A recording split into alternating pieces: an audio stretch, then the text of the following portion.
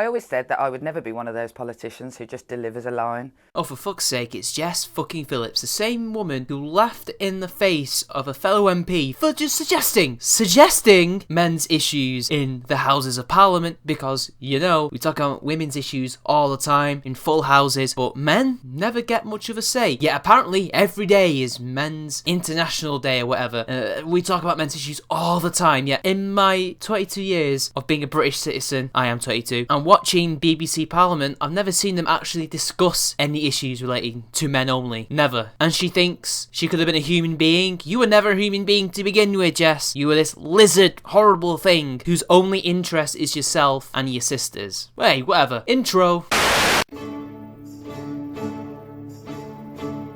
Hello everyone, this is Champion Man 90. Ugh! Damn it, I can't see a thing in this. Oh, I'm so sorry for interrupting you, Jess. Oh, please, do go on. I will check my privilege later. I'll just be myself. So a bigoted lizard queen feminist, eh? Yeah, you were totally being yourself in that boardroom, talking to those MPs, condescending like, full of mocking derision. That was you being yourself, your power-hungry, bigoted self. But do go on, Jess. Do go on. The number one criticism aimed at politicians is that we are all the same. No, not all of you are the same, just most of you are the same. You are no less worse than the likes of Cameron, Blair, Osborne, Brown, although I had a soft spot for Gordon Brown, Ian Duncan Smith, all of them. I'm not even trying to be biased with naming more conservatives. They're in power right now, so their names are all in my head. You're all just as bad. They may be bigoted towards poor people, but you are bigoted towards agenda. And maybe poor people too, because Labour, until Corbyn recently, hasn't really been for the working man for nearly 20 years now. You are a prime example, Jess, of why people do not like politicians. So when they see you on this Guardian video defending politicians saying, yo, we're all the same, I'm not the same, they laugh and dislike the video because you know why? You are exactly the same as all those millionaires in the front benches opposing you. You are no different. Remember that. Robots delivering the line. You know what?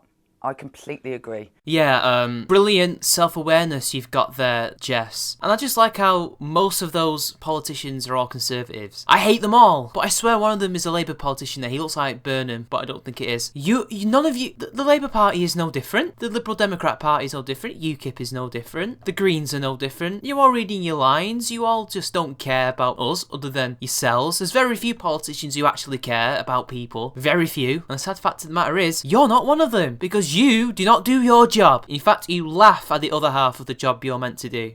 It's one of the reasons I got into politics in the first place. Are you sure it wasn't for the power trip and saying, look sisters, I did it? I wanted to use some of my time in Parliament to get people to think that politicians were people like them. Real humans with real lives who feel stuff. Yeah, and men are just, you know, normal human beings who suffer and have lives and are human too to you. Isn't that right, Jess? Yeah. So much so that you laugh in the face of their issues. Not because you want to take them on, but because you don't think they're worth talking about. Because apparently men have all the power and women do not. Or some bullshit like that.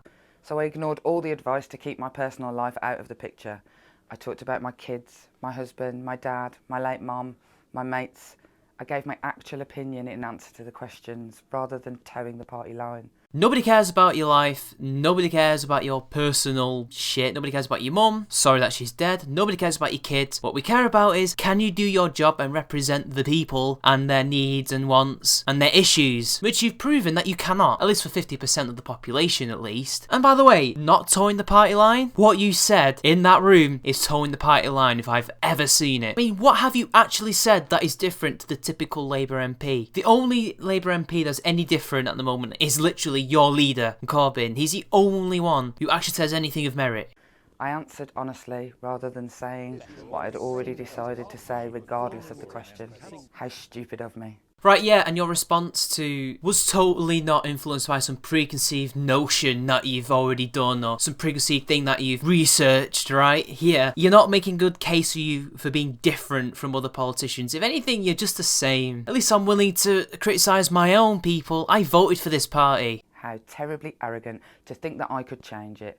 How precocious of me to criticise other politicians for seeming robotic. It's not arrogant to think you want to change the world. The thing is, I've not seen anything from you that suggests you're some revolutionary who's going to change the British system. I don't see what Corbyn saw in you to be appointed some secretary to the education minister. Well, shadow education minister. You've really shown nothing other than bigotry. And you know what? Criticise politicians. That's your job. To debate, to get things pushed, legislature, etc, etc. That's your job. You wouldn't be a politician if you couldn't. Although, to be fair, you did silence someone for actually suggesting a good idea because of said bigotry. I know I keep using this, but hey, gotta ram it down. Never let it go, because it'll be stuck with it forever. Now I realise they just learnt quicker than me that displaying your personality only leads to trouble. Not really. There are many politicians with personality that are popular with the people. Your own leader, Boris Johnson, George Galloway, the late great Tony Benn, Margaret Thatcher. Loads have personality and character who are popular with people, who are respected and feared by people. But then again, I really don't see you as an exception to the rule. You really are just as blank as the rest of them.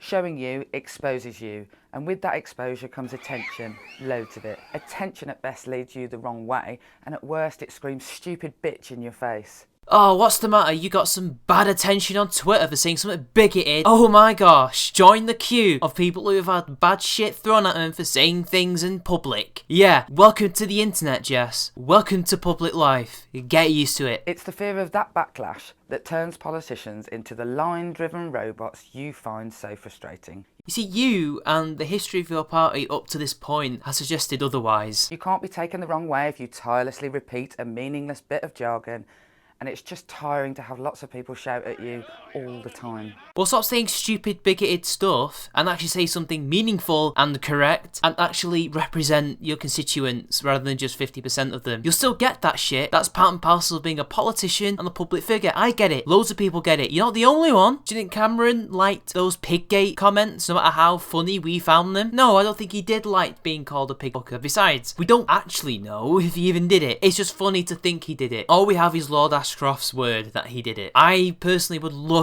to think that he did it. I have reason to believe he did it. But hey, who cares? Whatever. He got a lot of shit from that. I'm sure he's getting shit from people who are suffering under his horrible fucking policies right now. I bet he's getting loads of death threats and rape threats. You are not unique. You are not a victim, and neither is he. Or me. One day, you sit back and realise that being all the same is probably the best option. I guess you do have some self-awareness, because you already were the same as them. The thing is, the establishment wants citizens to believe we are all the same. You are the establishment. It keeps the power firmly in their hands. And you know what? They think it about all of you. No, you think about that, about all of us. Just because you're from the Labour Party, and you're a woman, and you have a little bit of a regional accent, does not mean you are not part of the establishment. You are a Labour MP. You are the epiphany. No, you're the epitome of the establishment. All of you who go down to Westminster, you're all the establishment. All of you. All of you. Don't kid us. We're not stupid. The public isn't made up of individuals, it's big groups of homogenous people who can all be judged the same and handled accordingly. Which is what you did to men and women in that little room, didn't you, talking to Philip Davis? No room for individuality in the established order. Hell no, this is social justice. So we think you're all the same and you think we're all the same. It's a lot easier that way. Well, most of you are the same. We know that not all of you are the same. See, we know that not all of you are the same. Some people generalise a lot, but I know that most of you are the same, and you are among that most who are the same. Now, I would have said that maybe Corbyn would be the same, but he's not. He's actually different. He provides an alternative. He is now part of the establishment because he's now the Labour leader. You don't lose your non-establishment figurehood now that you're Labour leader. The only difference is you're just a different voice amongst many samey voices. You are not like that. You could not aspire to be like that. You do not want to be like that. This is just like some weird tachia going on here. We can pass laws without regard for how it affects individuals, and you can believe that we're all faceless bureaucrats. You mostly are, and that's why we're stuck in this current mess your party started, although it had its roots earlier than that, in the Conservative government that you took over. But sadly, I can't wallow in the past, I can only wallow in the present. And what I see is results of your failed policies economically, and to a lesser extent socially, and now we're getting even worse policies by a party that somehow got in, thanks Jess, for fucking everything up. So for each outcry, it seems that actually being all the same is the best and easiest option, and we shouldn't criticise our politicians for it anymore. But then again, the easy option rarely changed the world. If you truly wanted to change the world, you would have happily have said, yes, you know what, let's talk about male suicide and solve this issue. But instead you laughed and you condescended people, and you really don't have any record, so to speak, as a politician who's revolutionary and has any revolutionary ideas. You're just the same old New Labour politician, and I just hope that, you know, maybe in the future you will change something for the better, but I highly doubt it. 99% likelihood that you will just be the typical career politician. You seem to be heading in that direction anyway, but you're still young. But the thing is, people, I'm going to go on a rant here. The Labour Party actually used to mean something. Used to stick up for working people's rights. Used to stick up for the downtrodden. It was created by working people, for working people. Now it's just a tool of the rich. Maybe that's the price you have to pay for being a big political movement, political party for 80 years. But we nearly had a good country, a good, well-run country, but we fucked it up and the 80s happened. Anyway, see you later, people.